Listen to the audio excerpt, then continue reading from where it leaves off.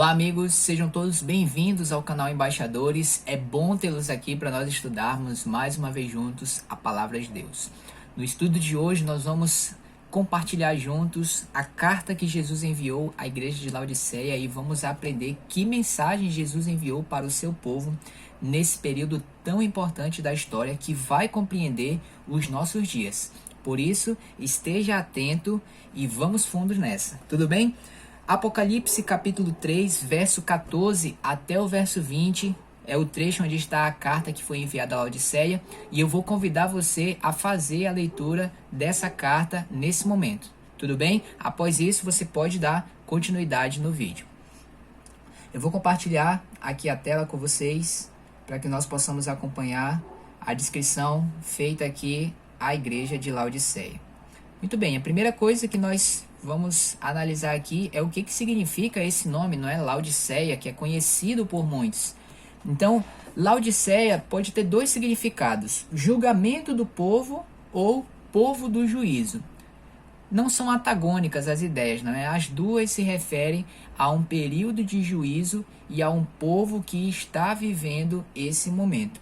Se você lembrou e se você assistiu o último estudo que nós fizemos sobre a igreja de Filadélfia, nós afirmamos ali que ela vai até por volta do período de 1844.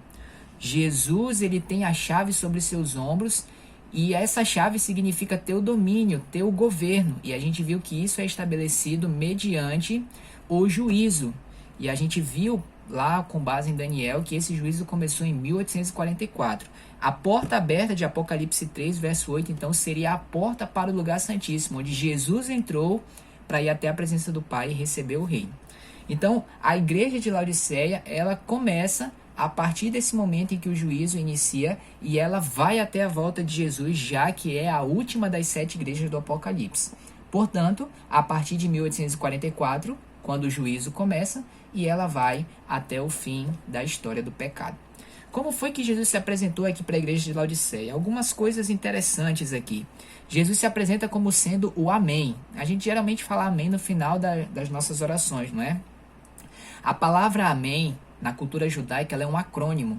E ela significa Deus é um rei fiel. Então Deus aqui está exaltando a sua fidelidade em um momento muito importante da história. Em um momento em que o juízo vai começar. Reforçando essa ideia, Jesus ele se apresenta aqui como uma testemunha fiel e verdadeira. E nós sabemos que testemunha é uma figura que existe em juízos, em julgamento, que foi o que acabou de começar quando deu início o período de Laodiceia. Então Jesus aqui, que no juízo do santuário celestial, ele é o advogado de defesa, ele é o advogado que recebe o poder para julgar do Pai, que é o soberano juiz. Isso está no livro de Atos. Vou colocar a passagem aqui para você dar uma olhada. Jesus aqui ele se apresenta como sendo também uma testemunha, só que uma testemunha fiel, que vai agir de forma correta agora no período que começou o juízo. Jesus aqui também se apresenta como o princípio da criação de Deus. A palavra princípio aqui no original grego, que é o idioma do Apocalipse do Novo Testamento, é a palavra arquê. E essa palavra significa aquele que inicia o ato, o motivador inicial. Não significa, como alguns podem pensar, o primeiro ser criado, mas aquele que principia a criação. É o que nos fala várias partes do Novo Testamento, mas eu quero ler com vocês aqui Colossenses, capítulo 1, por exemplo, que é um texto bem interessante. Colossenses 1, alguns versos aqui, olha, a partir do verso 13, ele nos libertou do império das trevas. Verso 15, ele é a imagem do Deus invisível, o primogênito arquê de toda a criação, aquele que principia, que inicia toda a criação. Verso 17, ele é antes de todas as coisas, nele tudo subsiste. Verso 16, o final, tudo foi criado por meio dele e para ele. Então Jesus aqui ele é aquele que inicia a criação. Então esse apontar aqui para a criação é algo muito importante, porque deve trazer à nossa mente também a ideia do sábado. Sendo o sábado estabelecido em Gênesis capítulo 2, no final da criação, ele é colocado ali como o memorial da criação, Para os filhos de Deus é um mandamento, porque Deus abençoou, santificou e descansou nesse dia e colocou isso em sua lei em Êxodo 20. O sábado aqui é uma lembrança de quem é realmente o Criador. Então Jesus aqui remete a nossa mente à criação e isso deve trazer para nós a temática do sábado de volta também. Porque o sábado ele vai ser muito relevante no tempo do fim. Especialmente nesse momento aqui, a partir de 1844, para vocês que não sabem, foi nesse período, em 1844, que Charles Darwin começou a escrever aquilo que depois veio a se tornar A Origem das Espécies. O livro aí que fortemente defende a questão do evolucionismo, que nega a existência de Deus. Será que Deus sabia que esse movimento ateu ia surgir nesse período aqui? Certamente ele sabia, não é? E por isso ele já traz essa mensagem desde o primeiro século. Para o período de Laodiceia, ele se apresenta como aquele que realizou a criação. Muito bem, qual foi o elogio que Jesus enviou à igreja de Laodiceia? Pasmem vocês, não há nenhum elogio. Enquanto outras igrejas não recebiam reprovação porque eram fervorosas, fiéis em meio à perseguição, Laodiceia se destaca por não receber elogio. Então o povo que vive esse último período aqui da história, eles têm muito a rever em sua vida. Deus faz muitas reprovações para ele, que é o que nós vamos ver aqui agora. Talvez uma das mais fortes, né, do Apocalipse. Aquela famosa comparação de que eles não são nem frio nem quente. Eles eram mornos. Então, o quente aqui fica fácil de nós entendermos, não é? Significa fervor espiritual. Laodiceia não tem isso. O frio é o oposto, né? A ausência de fervor. Mas assim, é alguém que realmente está perdido, sente a condição, mas ele não consegue mudar. A gente até nota aqui Jesus falando, quem dera você fosse frio. Né? Ou seja, quem dera você não soubesse nada, fosse um perdido, uma pessoa sem luz, eu poderia te atingir. Mas Laodiceia é morno. Então é alguém que é rico e abastado, ou seja, ele conhece da verdade, mas ele não vive à luz daquilo que ele sabe ser o certo. Irmãos, como isso daqui é duro. Não estou falando só para vocês não, para mim também. Eu sei o que Deus exige de mim, o que Ele espera que eu seja. Esse alerta aqui também é para mim. Porque Deus ele fala assim, eu estou a ponto de te vomitar na minha boca. Eu estou farto, quase que farto de você. Então eu quero que você mude. Né? Aqui embaixo, olha só, Deus está a ponto de vomitá-lo enquanto ele pensa que está bem. Pensa que faz parte da igreja verdadeira, que tem toda a luz da verdade, porque é crente, dá o dízimo, guarda o sábado, acha que está com lugar garantido no céu. Só que não é bem assim a história. Conserva o conhecimento, a forma cristã, mas não a real piedade. Orgulha-se de onde está, do conhecimento que tem e do progresso que já fez. A satisfação própria impede qualquer crescimento, mudança ou melhora. Isso aqui é muito sério pra gente, queridos. Laodiceia jura que não precisa de nada. Isso aqui é um grande perigo, irmãos. Quando a pessoa ela sente que está bem, que ela não precisa de melhoria. Quem somos nós para dizer isso, queridos? O nosso alvo é atingir o caráter de Cristo. Então, quem de nós já chegou lá? Então, a gente precisa continuar subindo. Olha só que interessante que fala aqui, olha. Não são reprovados por terem Jezabel, como aconteceu em Tiatira, por terem a doutrina de Balaão ou dos Nicolaítas, como nós já vimos em outras igrejas. Sua crença é correta. O problema está na falta de real relacionamento com Deus, piedade vital. Ele só tem a capa. E aí eu queria que você desse uma lida nessas duas passagens aqui de Isaías, capítulo 1, verso 11 a 16 e 58, verso 2. Dá uma lida lá, faz uma pausa aqui no vídeo e dá uma lida nesse texto para você ver como ele vai reforçar a ideia para a gente. E se você leu esse texto aí, você compreendeu um pouco melhor o tamanho do alerta do que Deus está falando aqui pra gente, não é verdade? É realmente assim uma questão de nós baixarmos a nossa cabeça diante de Deus e rogar que Ele tenha misericórdia de nós, né? Então essa questão aqui do rico e abastardo é um alerta pra gente. As verdades apenas conhecidas, mas não praticadas, não trazem nenhum benefício para a vida. Eles carecem de genuíno cristianismo. Viver o que você sabe. Às vezes a gente tem orado por mais luz, né? Que Deus mande mais luz pra gente.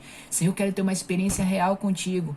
Mas, irmãos, eu aprendi que enquanto a gente não viver a luz do que Deus já deixou pra gente aqui, sabe? Ele não vai mandar mais. Se a gente não tá tomando nem o leite, o que dirá alimento sólido. Tiago 1:22 ali vem um alerta para a gente, olha, seja praticante da palavra e não somente ouvinte, senão você está enganando a si mesmo. É o que diz lá. E aí ele fala, né, Laodiceia, o povo de Laodiceia é infeliz, miserável, pobre, cego e nu. Então Deus assim, ele não engana a gente, né? Ele não ilude, ele revela a condição de Laodiceia, porque na condição que está perdido, a pessoa está se inabilitando para o céu. Então Deus ele não passa a mão na cabeça como tem muitos por aí que só querem ouvir pregações mamão com açúcar, que seja agradável aos seus ouvidos. Deus ele fala a verdade porque ele quer teu bem, ele quer que você mude aquilo que não está bom, né? Porque ele quer prepará-lo para o céu. Muito bem, qual foi o conselho então que Jesus deu a Laodiceia? São 3 conselhos importantes para a gente. Primeiro deles, compre ouro refinado pelo fogo, vestiduras brancas e colírio para que você veja melhor. Vamos entender o que significa isso, né? Vou ler aqui Tiago, capítulo 2, verso 5, para a gente entender o que é esse ouro aqui que a Bíblia está falando. Não é o metal, porque não é com isso que a gente compra a salvação, e ouro não falta no céu, né? Tem até na rua lá. Então, o que significa o ouro aqui? Tiago 2,5. Ouve, meus amados irmãos, não escolheu Deus os que para o mundo são pobres, para serem ricos em quê? Em fé e herdeiros do reino que ele prometeu aos que o amam. Então, qual é a riqueza verdadeira de um cristão? É ter fé.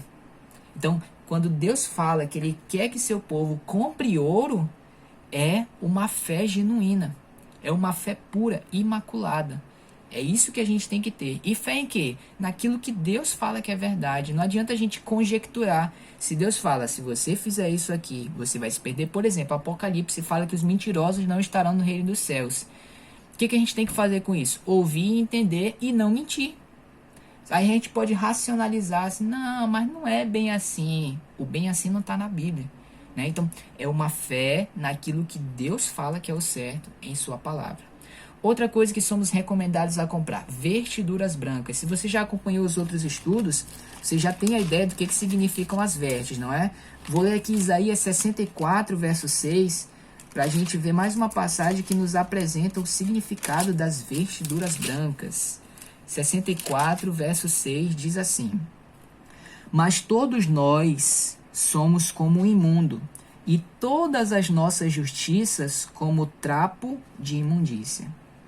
Então, amigos, o nosso senso de justiça é como uma roupa estragada, uma roupa podre, uma roupa velha. Então, as vestes aqui dentro da Bíblia são os atos de justiça. E juntando com outras passagens, a gente vê que está relacionado a um caráter limpo, um caráter imaculado. E é uma veste que Cristo quer dar para a gente. Ele fala, compra de mim. Então, é o caráter dele sobre nós. Outra questão é o colírio, né? Então, a função do colírio, nos fazer ver melhor. E é uma visão espiritual. E quem nos ajuda a fazer isso é o Espírito Santo. João, capítulo 16, verso 8. Quando ele vier, convencerá o mundo do pecado, da justiça e do juízo. Ou seja, vai fazer o ser humano entender a sua real condição. Vai dar para ele uma visão clara das coisas. Então, o colírio aqui representa o Espírito Santo. Veja o que diz aqui. Deus mostra a condição, ele aconselha, mas a decisão de compra é do ouvinte. Então Deus não vai forçar você a comprar, você tem que tomar a decisão de comprar. Ele precisa abandonar tudo aquilo que ele acha que é bom, porque Deus está mostrando aqui para ele que isso não está garantindo ele no céu, não está conduzindo ele para o céu. Deus fala aqui, olha, seja zeloso, né? Ou seja, seja quente, fervoroso, é o significado dessa palavra no original. E aqui o convite, ele é feito no singular. Por quê? Porque a nossa salvação é individual.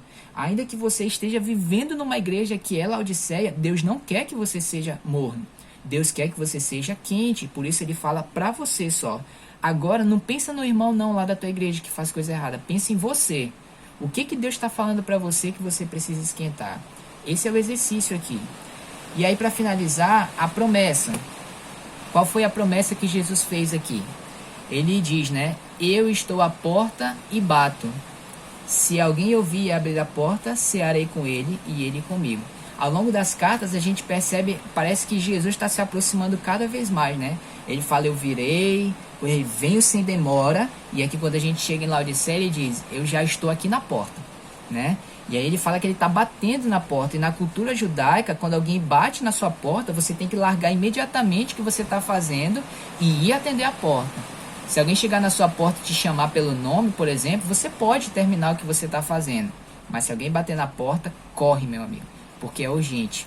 E aí Jesus usa essa figura aqui para mostrar que o convite dele é urgente.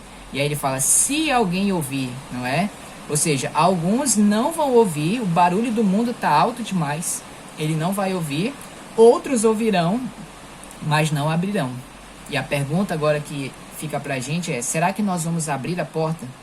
Ou será que o lixo, as coisas do mundo vão emperrar a porta, né? E aí ele fala, eu cearei com você, ou seja, como amigos, o rei do universo deseja ser meu hóspede, na minha casa, no meu coração. Eu queria ler Isaías 57:15, é uma das passagens mais fantásticas que eu já encontrei na Bíblia. Olha o que diz aqui, amigos. Porque assim diz o alto, o sublime, que habita a eternidade, o qual tem o nome de santo.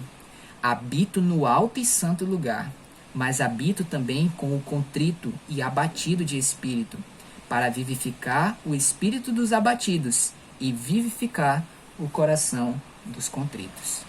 Veja que fantástico, queridos. Um Deus soberano que deseja estar conosco. E por fim, né, ele fala, aquele que vencer, que atender o meu conselho, que reconhecer sua condição e me buscar, ele sentará comigo no trono. Você já parou para refletir sobre isso? Você se sentar no trono do universo, junto com o rei do universo? Deus quer dar esse prêmio para todos nós, queridos. Quer conceder essa bênção a todos nós. E que nós possamos não viver somente olhando aqui no horizontal, mas ter os pés na terra com os olhos no céu. Lembrando que a nossa pátria é lá em cima. É para lá que nós temos que nos preparar para ir. É lá que a nossa vida vai começar. Porque só lá que vale a pena viver. Lá tem vida abundante.